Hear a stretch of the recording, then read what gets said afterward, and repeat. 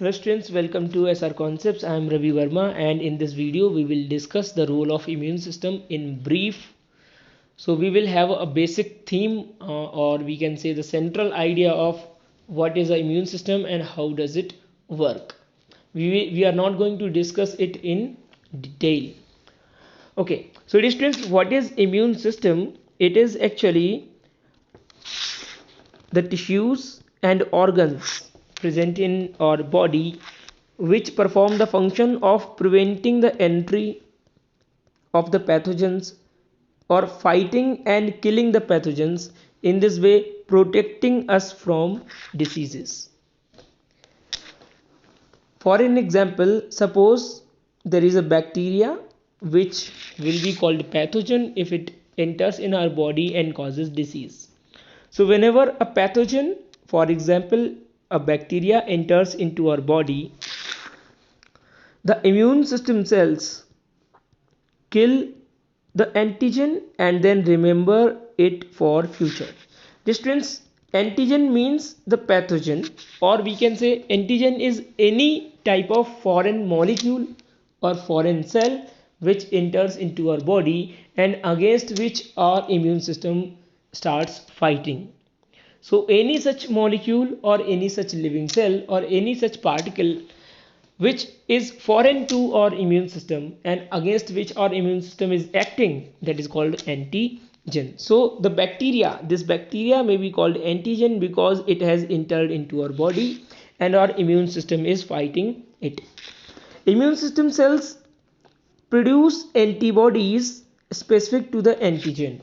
So antibodies are specialized type of proteins which are being produced by the activated immune system cells and which will help capturing of the pathogen or inactivation of the pathogen. So these antibodies help the immune system to kill the antigen by capturing the antigen or by surrounding or inactivating it. Please remember that antibodies are always specific to a particular pathogen or a group of related pathogens. For example, certain antibodies which are active against cowpox virus may also kill or may also inactivate the smallpox virus. So because cowpox and smallpox viruses are closely associated or closely related, they are close relatives of each other, so that's why the same type of antibodies may act against both of the viruses. Now antibodies remain in the blood even after the cure of the disease. So once our immune system recognizes that the bacteria is a foreign cell, it is an antigen, so the immune system cells get activated, they start killing this bacteria or the pathogen and they also start producing the antibodies. Even after the cure of the infection, when there is no more cell of the bacteria in the body, the antibodies keep circulating and the activated immune system cells still have a memory of the same pathogen. Thus next time if again the same antigen or the pathogen enters the body, the already active immune system which have the memory and the antibodies easily control the infection. So this is how our immune system works. This is the role of our immune system. Now let's move on to the topic immunization. It is closely associated to what we have just discussed. Immunization or vaccination. First of all, we will understand how a vaccine works. What is a vaccine, right? How does a vaccine work and what is a vaccine? So dear students, vaccine is generally a preparation in which you will see that either a killed or weakened or attenuated pathogen has been taken.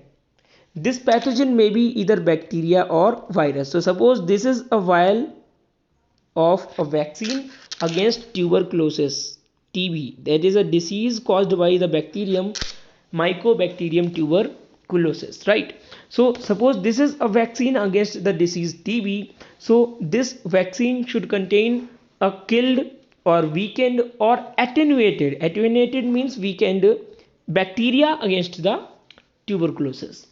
Now this suspension or this solution of the killed bacteria will be injected into your body. Now this killed bacteria, because this killed bacteria cannot cause any disease in your body. Means this is a bacteria of tuberculosis disease, but because this is killed, so it will not cause the tuberculosis disease in your body. But what will happen? Immune system cells get still activated and develop memory of the same antigen or the pathogen, and the immune system cells also start producing antibodies which are specific against the antigen, right? So they are also developed. In this way we can say that even means we can say, however, the bacteria which has been injected into your body is dead or weakened, but our immune system is recognizing its surface proteins or its surface structures, right? So our immune system cells recognize it, develop the memory of this bacteria, and also produce the antibodies which will kill such a living bacteria, right? So when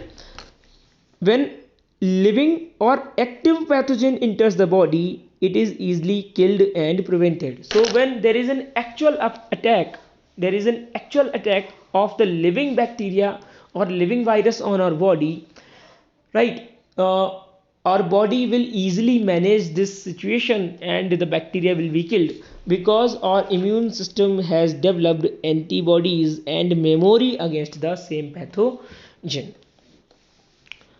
Now, how was vaccine developed? Vaccine was actually discovered by Edward Jenner.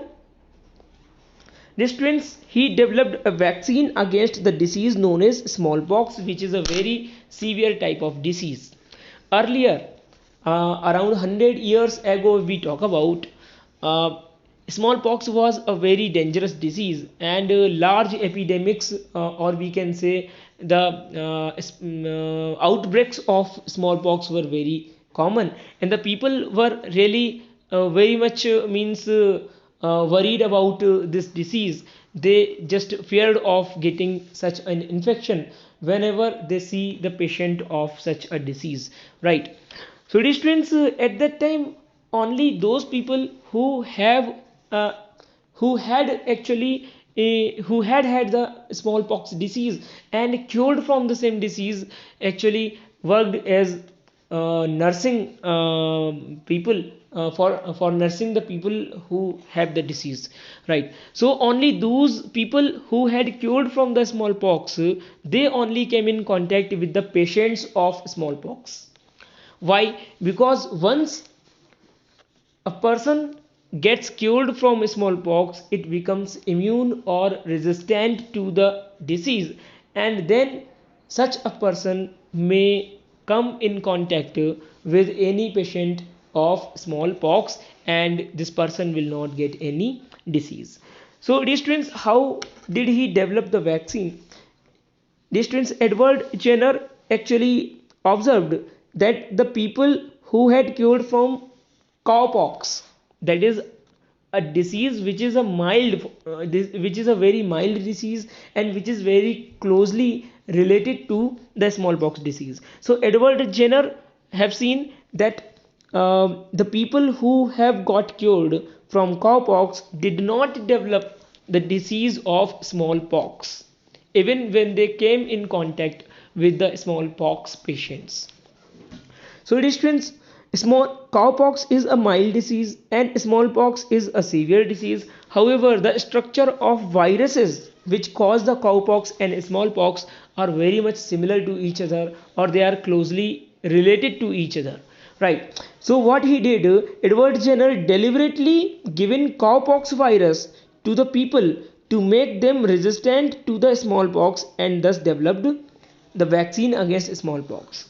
What he did, Edward Jenner injected the people with the virus of cowpox, and the people then developed the mild form of the disease. But after that cowpox disease, they became resistant or immune to the smallpox disease, because the antibodies which developed against the cowpox virus still acted against the smallpox virus. So we can say that cowpox is a mild disease and smallpox is a very severe disease. But if someone gets cowpox, he will become immune to smallpox, because the antibodies against the cowpox virus may still work against the smallpox virus. Dear students, in today's scenario, we have a number of vaccines available in our government hospitals or in private hospitals, right? There is a proper vaccination schedule. You may get an idea from your internet sources, or you may find this information from the hospitals. However, this is not wise to visit the hospitals in today's scenario, in today's in nowadays, due to this corona infection that has spread in our society. So do not visit the hospitals for this work, but you may collect the information regarding what is the schedule of immunization. Students, for a number of diseases we have vaccines. For example, we have vaccine against tuberculosis, we have vaccine against smallpox, diphtheria, measles, mumps, Japanese encephalitis, and many more, right? So students, just get this information. Now let's discuss about another small topic, we can say, that is the peptic ulcer.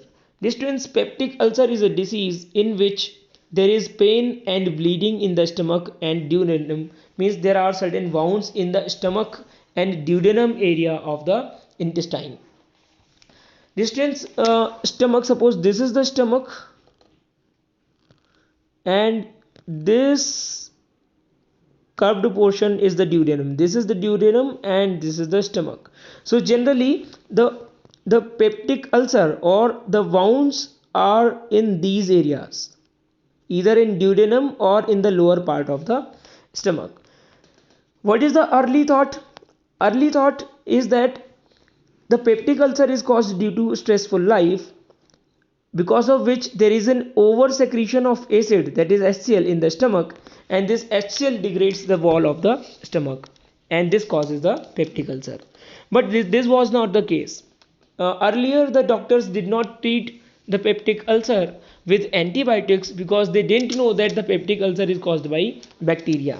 Later Robin Warren found that a bacterium known as Helicobacter pylori is found in the areas of peptic ulcer in the stomach, and he found that there is always inflammation around the presence of Helicobacter pylori bacteria in the stomach.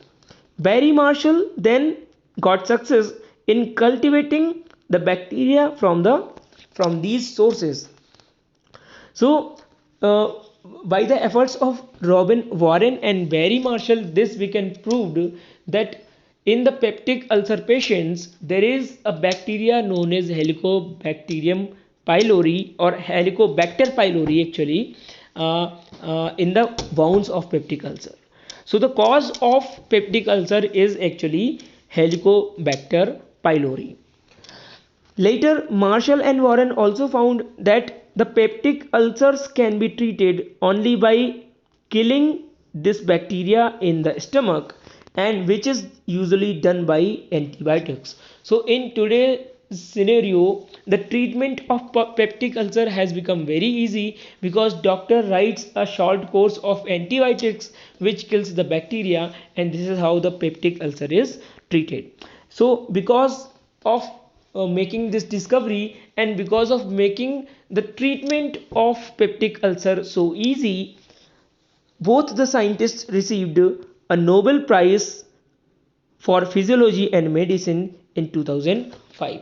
So dear students, all the topics have been cleared. Now we will be discussing NCERT solutions in the next video from this chapter.